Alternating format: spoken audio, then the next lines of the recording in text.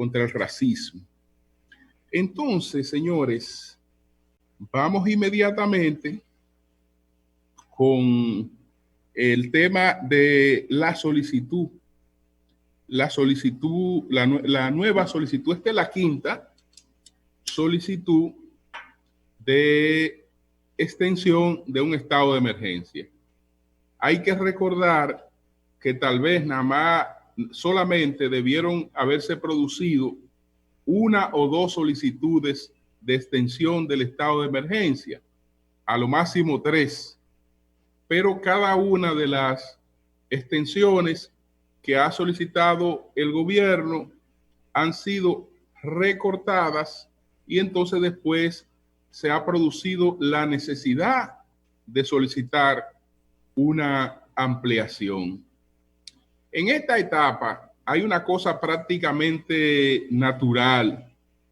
Yo creo que todos saludamos, y los que no lo hicieron, cuando menos no lo criticaron, le dieron aquiescencia a la programación de desescalada que hizo el gobierno. Entonces el gobierno programó una desescalada en 4 etapas. Al aceptar esas 4 desescaladas, automáticamente tenemos el compromiso de garantizar que cada una de ellas se cumpla. Y las medidas de control son necesarias para cumplir con las desescaladas, porque si ahora, el día 14, cuando estamos en la fase de ejecución de la segunda etapa de la desescalada, pues se levantan todas las medidas, desde luego que entonces no habría una ejecución de 4 etapas. Nosotros levantaríamos prácticamente en etapa y media y nos abstendríamos después a las consecuencias, que seguro que van a ser consecuencias realmente catastróficas. Entonces, automáticamente tenemos un plan de desescalada, como lo tienen otros países, en varias etapas. La nuestra son cuatro etapas. Ahí mismo ya se ha generado un compromiso de auxiliar a cada una de esas cuatro etapas. Resulta que ahora los mismos que dicen que el gobierno comete exceso y una serie de cosas, entienden que el gobierno puede mantener medidas como la del toque de queda sin estar bajo una situación de emergencia, y que puede por decreto disponer las compras de emergencia, etcétera, etcétera. Pero resulta que todo lo que se dispone sobre este estado de emergencia está sujeto a la supervisión del Congreso. El gobierno ha remitido puntualmente sus informes al Congreso. Ninguno de esos informes ha sido estudiado de manera pormenorizada, ni siquiera los opositores se han ocupado de tomar uno de esos informes y reunir a un grupo de especialistas de su partido, de técnicos de su partido, y decirle: mira, vamos a revisar este informe y plantéame por lo menos 5 puntos críticos de este informe o 10 puntos críticos de este informe para nosotros entonces basar nuestros cuestionamientos en la opinión pública. No, sencillamente esos informes son descartados sin leerlo, diciendo que son informes genéricos que no entran en detalle de nada, etcétera. Cuando la gente habla así, es que no ha estudiado nada. Porque cuando la gente ha estudiado las cosas, te habla de manera puntual. Y cuando te quiere poner un ejemplo de imprecisiones y de cosas que andan sueltas, te pone el ejemplo sobre la base de cómo ha estudiado el documento que tiene a mano. Si no ha estudiado el documento, dice: no, eso es una cuestión genérica, ahí no hay especificación de nada, ahí no hay nada. No se está rindiendo ningún informe, porque es una forma muy fácil de hacer oposición. Entonces, es evidente que aunque Leonel Fernández haya dicho que no hay necesidad de la extensión. Bueno, pero ¿cómo no va a haber necesidad de la extensión si la desescalada es en cuatro etapas? ¿Cómo no va a haber necesidad de eso? Pacheco, que bueno, que no van a votar. Luis Abinader le saca un poco el pie al asunto y dice que después va a emitir una opinión, etcétera. Pero es necesaria la extensión. Y para los que estén pensando, porque ya hay unos genios que están planteando que todo esto es un montaje. Todo esto es un montaje, que ahora aquí se va a presentar una situación más crítica sobre el coronavirus. Entonces parece que este señor, el presidente de la Organización Mundial de la Salud, Tedros Adhanom Ghebreyesus, pues forma parte de ese plan, porque ha declarado que se ha producido lamentablemente un incremento de los casos de coronavirus, sobre todo en América Latina. La Organización Mundial de la Salud advirtió este lunes que la pandemia del nuevo coronavirus está empeorando en todo el mundo, principalmente en los países de América Latina. Señores, ¿qué ha pasado? ¿Qué ha pasado para los que vengan con el cuentecito de que, mira, esto es la gente de aquí que ha creado eso, por los que vengan con ese cuentecito? Usted sabe qué ha pasado en el mundo. En los últimos 10 días, el promedio de casos nuevos había sido hasta el domingo en el mundo de 100,000 casos. En los últimos 10 días, el promedio daba 100,000 casos nuevos de coronavirus. El domingo, ¿cuántos casos se presentaron? ¿Cuántos casos se presentaron en el informe que amanece el lunes en el mundo? 136,000 casos en un día. 136,000 casos, es decir, el promedio eran 100,000, de 100,000 se voló a 136,000 casos. Evidentemente que ahí hay un factor de preocupación. Pero ¿qué pasa especialmente con esos casos? Que el 75% del incremento de esos casos está principalmente en América Latina. También hay algunos países del sudeste asiático, pero principalmente en América Latina. Entonces, hay algún factor que está produciendo un incremento de los contagios. Sabíamos que de manera natural, cada uno de estos procesos de apertura representa un mayor contacto entre las personas, que a pesar de las medidas de distanciamiento social, algunas personas descuidan esas medidas de distanciamiento social o sencillamente por sus propias condiciones materiales de existencia no la pueden llevar rigurosamente, porque a la hora de regresar a casa hay que irse en el transporte que aparezca, y que eso de manera natural puede ser un factor de elevación de los contagios. Pero parece que ese mismo proceso se está registrando en otros países del área, y por eso en estos momentos en América Latina hay una alerta, porque hay un crecimiento mayor que el que se está registrando en Europa, donde ya parece ser que las cosas van bajo control.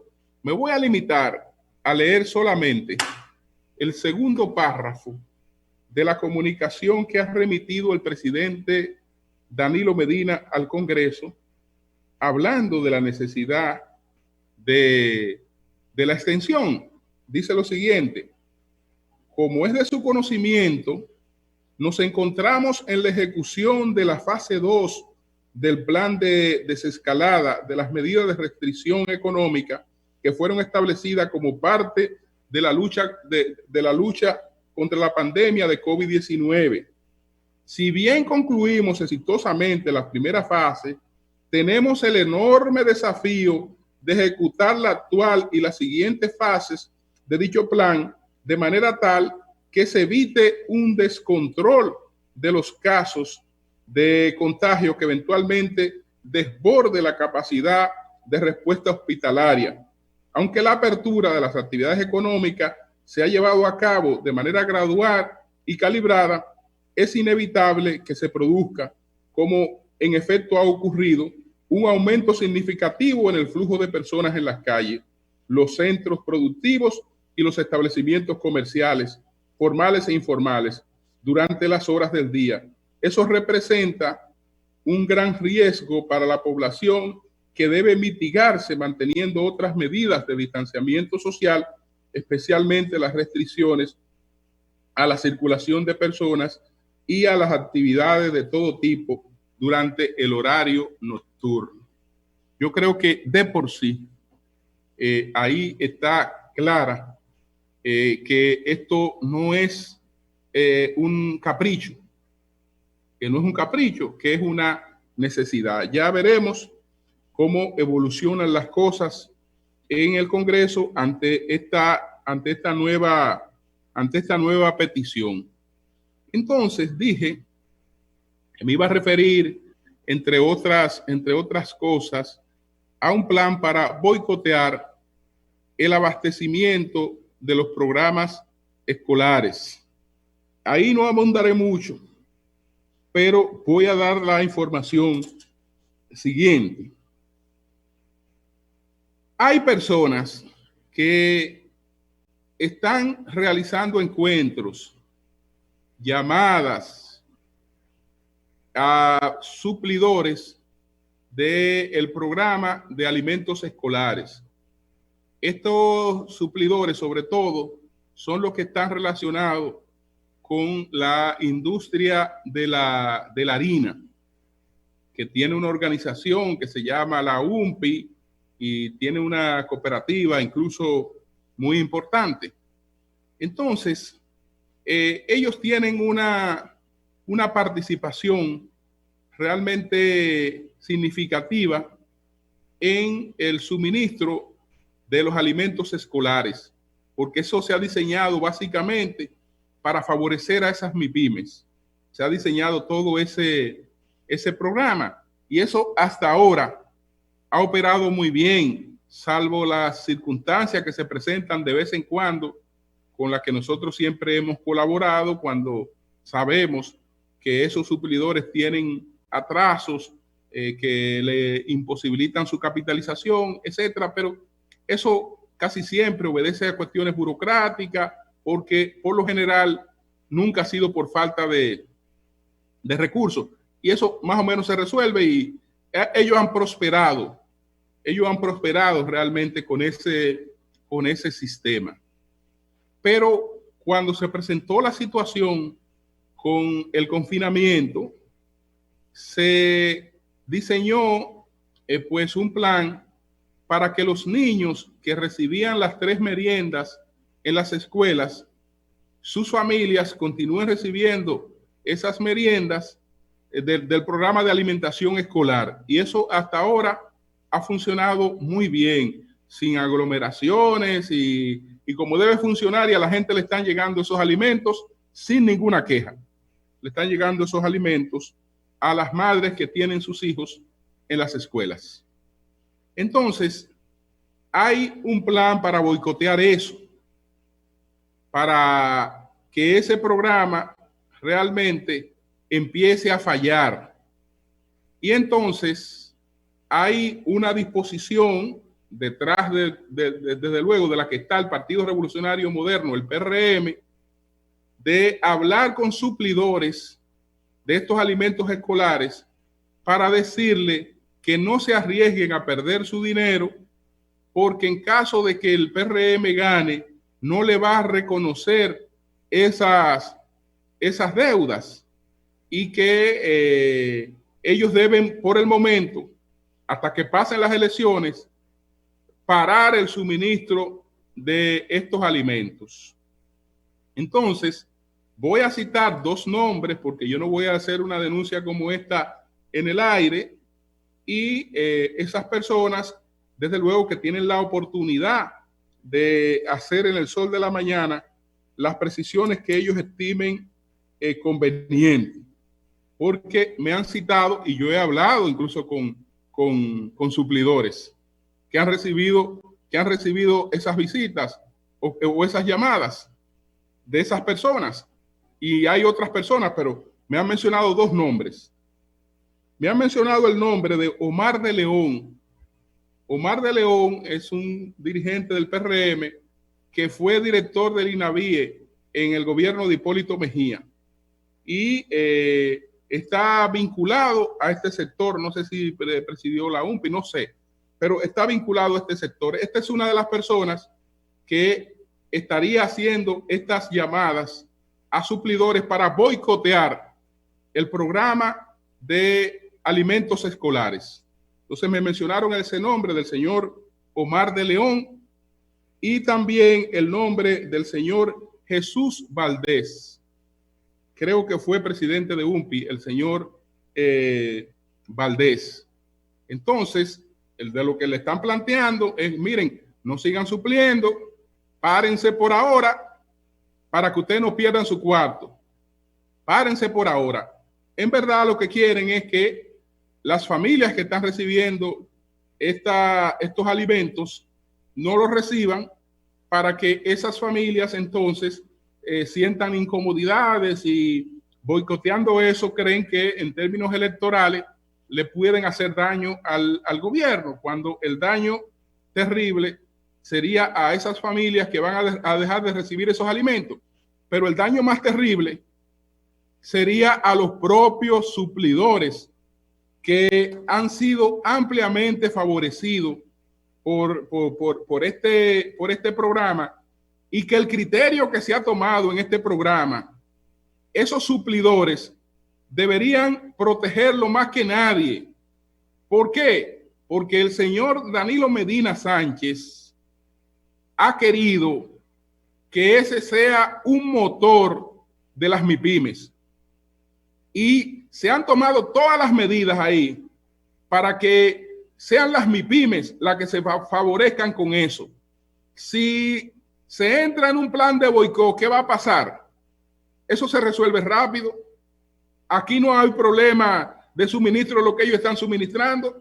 ¿Por qué? Porque si pequeños se dejan meter en miedo, se dejan chantajear un grupo de suplidores pequeños o medianos, ¿qué va a pasar? Que como quiera los alimentos hay que seguirlo distribuyendo. Entonces ellos pueden ser sustituidos por uno o dos grandes que busquen eso sin problema, porque saben que su dinero no se pierde. Saben que su dinero no se pierde, y eso lo único que le haría sería daños a ellos mismos. Así que intentando hacerle un daño al gobierno, le estarían haciendo un daño a esos propios suplidores. De manera que yo espero que eso se revise. Desde luego, como he mencionado, dos nombres de personas que yo no conozco, que yo no sé quiénes son. Si la veo ahí, no sé quiénes son ninguna de esas dos personas. La he mencionado porque esos son los nombres que me han ofrecido suplidores que han hablado conmigo. Entonces, ellos tienen toda la oportunidad de hacer las precisiones necesarias sobre esta denuncia que acabo de hacer. Entonces, ahora me voy al misterio de la GALU no publicada y a la nueva forma de levantar la GALU que será publicada próximamente. Ciertamente se hizo una encuesta GALU. Se hizo una encuesta GALU, como se hace tradicionalmente. Se hizo una encuesta GALU, pero los resultados no gustaron, porque los resultados de esa encuesta GALU son similares, aunque mejores, para el caso de Gonzalo Castillo, son mejores que los datos que ofreció Marpen.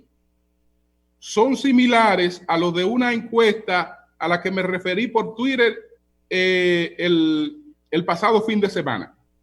Similares a esa encuesta, más o menos, donde Gonzalo no solo aparece en primer lugar, sino que aparece bordeando la posibilidad de triunfo en primera vuelta.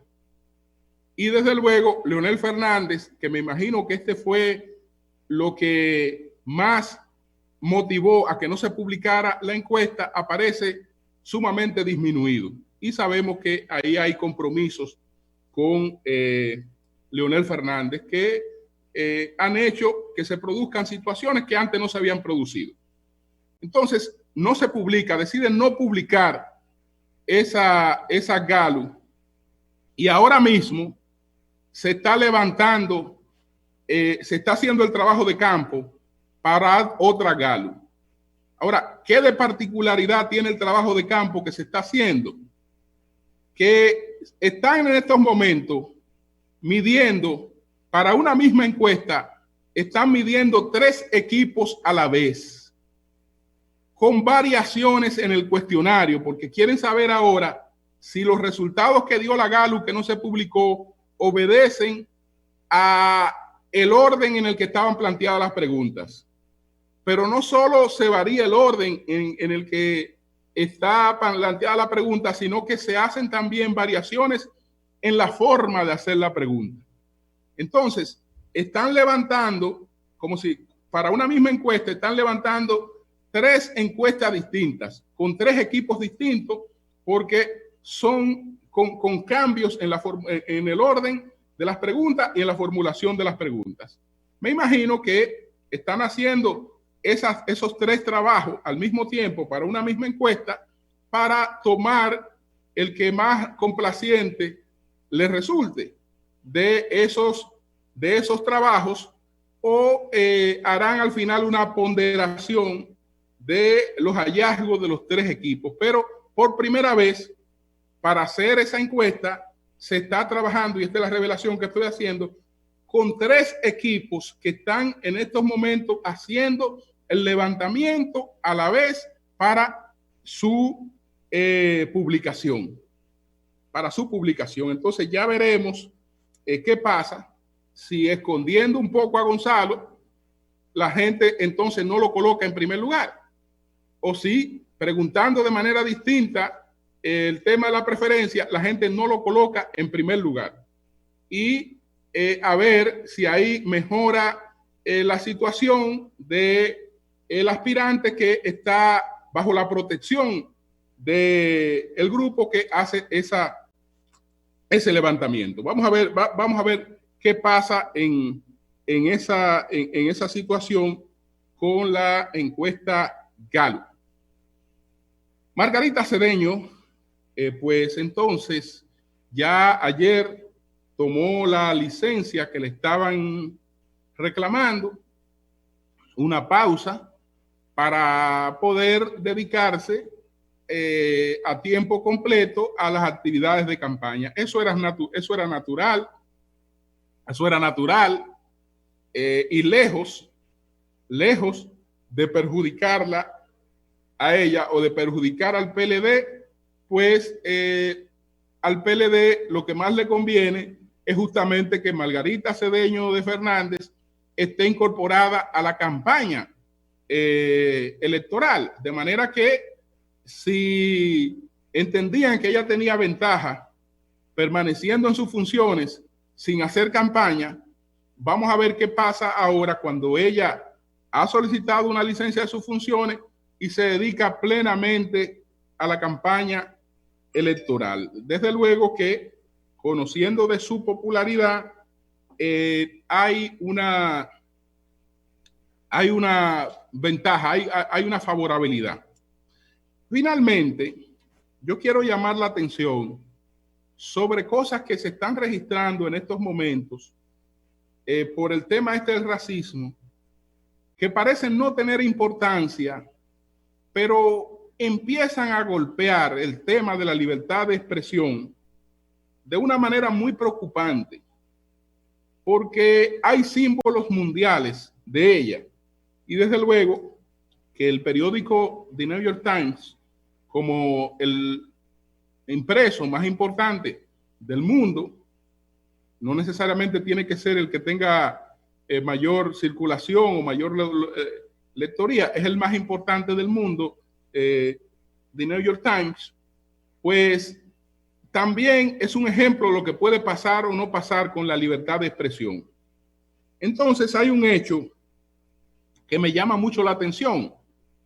Hubo un senador republicano que se llama Tom Cotton, que publicó un artículo en el Times, un artículo en el que el senador Cotton, el senador republicano, dice que frente a la situación, al desborde de las protestas en Estados Unidos, las acciones policiales no son suficientes para contener esas protestas y actos de vandalismo. Y el señor Cotton dice que ha llegado el momento de introducir a los militares, es decir, a la Guardia Nacional, en este tema, tal y como lo había sugerido el presidente Donald Trump. Bueno, ¿qué problema hay en que un político opine que hay que llevar la guardia a las calles y que otros políticos opinen que no hay que llevar la guardia a la calle? Lo que el senador Cotton ha emitido es una opinión en un artículo periodístico. Bueno, señores, ese artículo periodístico generó una protesta de gran parte de los propios redactores del Times. Y la protesta se ha saldado despidiendo al jefe de opinión del periódico. El jefe de opinión del periódico despedido y el periódico prácticamente excusándose por la opinión que no es del periódico, sino de un senador. Y de un senador republicano. Entonces, cuando usted ve el artículo no tiene otra cosa que opinión. Sino una opinión con la que usted puede estar totalmente en desacuerdo, pero es una opinión la que ese señor ha emitido. Entonces, ¿qué resulta? Que cuando se cuestiona a la mayor parte de los propios periodistas que protestaron por el artículo, ellos en verdad no tienen tanta preocupación por el tema racial, aunque muchos son negros y puede atribuírsele preocupación por el tema racial. No.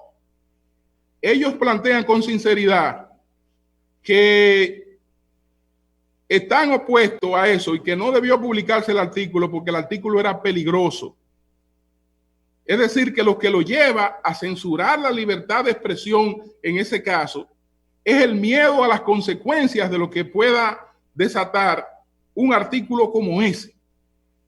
Eso nosotros podemos verlo como una cosa particular. Mira, eso no nos afecta, esto que lo otro, etcétera. No, espérate. Estamos hablando de que sencillamente ahí hay un desconocimiento de la libertad de expresión, independientemente de cuál sea la opinión que usted tenga sobre lo que él haya dicho, y ese debilitamiento, pues, en una sociedad global termina traduciéndose en efectos muy negativos para ese que es uno de los grandes bienes, digamos, de la vida democrática, que es la libertad de expresión. Entonces ahí hay una situación preocupante. La otra situación preocupante es la de llevar ahora la ignorancia a acusar de racismo fuera de contexto a cualquier persona. Si es así, en Estados Unidos no va a quedar una sola estatua. No va a quedar una sola estatua, pero en el mundo difícilmente quede alguna estatua. No lo digo por el caso este que se dio en Inglaterra. Yo me voy a referir a lo que se dio con una estatua de Churchill, de Winston Churchill, en Washington, embadurnada con una acusación de racista. Bueno, señores, ¿qué es lo que pasa con el tema este del racismo y una cosa sacada de contexto? Winston Churchill puede decirse que fue una persona racista, pero si lo vemos en el contexto actual, en el contexto en el que él se desempeñó, no era racista. ¿Por qué? Porque Winston Churchill se desempeñó en función de los paradigmas que para entonces tenían aparentemente valor de ciencia. En esa época estamos hablando de un hombre cuya crianza se produce, digamos, en la medianía superior del siglo XIX. En esa etapa, el género era considerado como un tema de jerarquía social, y la teoría que tenía vigencia era la de Darwin. Entonces, para el darwinismo social había pues un elemento que avalaba, es decir, en los paradigmas que tenían vigencia en esos momentos, esa era una creencia que estaba bien avalada. Después se hizo cenizas. Después, realmente, toda la investigación científica ha demostrado que no hay diferencia entre las personas ni ningún tipo de superioridad por el tema de raza, pero esos son paradigmas que fueron superiores a la época en la que él actuó. Por eso Churchill hablaba de la llamada raza, de la llamada raza británica, como de la raza inglesa, que Balaguer también dedicó un libro que se titula La raza inglesa, basado en el criterio que tenían los ingleses de esa época, de cuál era su papel en la humanidad. Entonces, eso correspondió a esa época y a los criterios que tenían vigencia y a los valores que tenían vigencia en esa época o épocas posteriores derribaron eso. Podemos decir que una persona, por ejemplo, del siglo XX, de la mediana baja del siglo XX, era homofóbica. ¿Que era homofóbica? No. En la cultura de esa persona, la homosexualidad no era vista en términos culturales como lo asume la sociedad de hoy. Es decir, una persona hoy que rechace a una persona por sus preferencias sexuales no tiene justificación para hacerlo, porque está demostrado que eso no hace diferencia entre las personas y que las personas hoy tenemos conciencia de que tienen el derecho a optar por la predilección que tengan en términos políticos, cómo le guste su sexualidad, que eso es un problema de los individuos. Hoy lo sabemos. Pero ¿usted cree que una persona que se desarrollara, digamos, a principios del siglo XX, ya no hasta los finales del siglo XX, pero a principios, en los primeros 50 años, 60 años del siglo XX, podía tenerla? Lo podemos juzgar por la mentalidad de hoy. Podemos coger a cualquier escritor, a cualquier persona importante y ahora salir a quemarla porque él en esa época tenía esos criterios. No, esos criterios eran lo que tenían vigencia.